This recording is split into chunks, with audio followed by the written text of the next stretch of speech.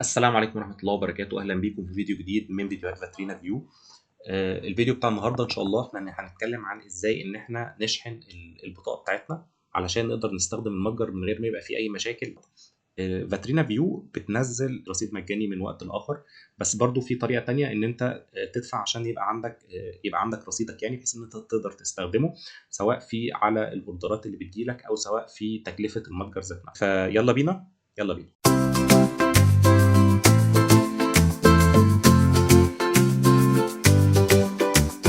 طيب احنا هنا في المتجر بتاعنا او في الحساب بتاعنا. هنلاقي في عندنا هنا اجمالي المحفظه، في ده الرصيد المجاني وده الرصيد المدفوع. ده رصيد انا كنت ضفته يعني قبل ما ادخل التسجيل. اول حاجه لازم تعرفها ان انت من وقت للتاني بيبقى موجود فيه رصيد مجاني. لو احنا دخلنا شفنا هنا الرصيد المجاني، تقدر هنا تشوف. خليني ارجع تاني. ان اول لما بنيجي هنا في عندنا اجمالي المحفظه، نقدر ندخل على المحفظه من هنا، ونقدر ندخل عليها من الحسابات من هنا، ونقدر كمان ندخل لها من الرابط السريع او رابط المحفظه اللي بيبقى موجود هنا. اي واحده منهم تقدر تدخلك لنفس النقطه عادي. طيب انا هدخل من هنا. طيب اول حاجه بتقابلنا 3 تابات زي ما انت شايف كده. اول حاجه تفاصيل عمليه الشحن، يعني انت شحنت بكام وايه اللي حصل واتقبلت ولا لا، يعني فيها مشكله ولا لا وهكذا. يعني مثلا في الحاله اللي قدامنا دي عمليه واحده، حاله الدفع مقبوله وان هي ده التاريخ بتاعها.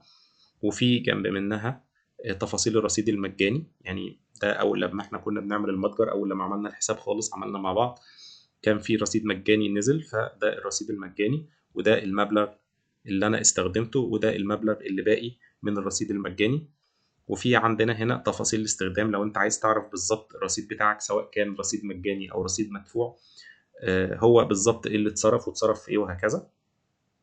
طيب المهم خلينا نرجع للموضوع بتاعنا، وهو ازاي ان احنا نشحن البطاقة. اول حاجة عشان نشحن البطاقة احنا عايزين نزود الرقم ده، تمام؟ فبندخل على هنا في حاجة اسمها شحن المحفظة. بنلاقي في حاجة اسمها ده الرقم اللي موجود اللي احنا بنبعت عليه سواء بالمحفظة الإلكترونية، سواء مثلا على انستا باي، أي محفظة إلكترونية، فودافون كاش، أيا يكن. بتدخل المبلغ أو الرقم اللي أنت رقم المحفظة بتاعتك، وبتدخل المبلغ اللي المفروض إن أنت تدفعه، وبتدخل صورة الإيصال، وبتعمل حفظ. وبكده بيبقى خلاص انت ضفت المبلغ بتاعك.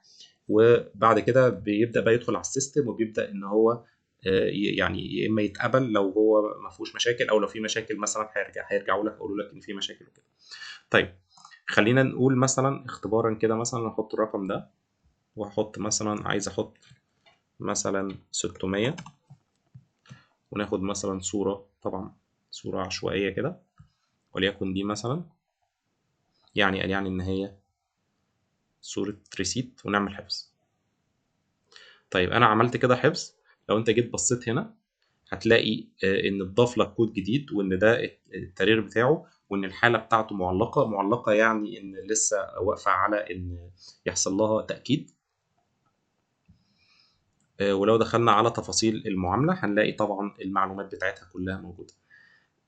طيب انا يعني هاكد بس المعلومه دي، خلي حد ياكدها يعني يستقبلها وارجع لكم. طيب دلوقتي انا خلاص المفروض العمليه دلوقتي تمت، فالمفروض ان انا لما اعمل ريفرش للصفحه دي الاقي ان الحاله دي اتحولت من ان هي معلقه لحاله مقبوله.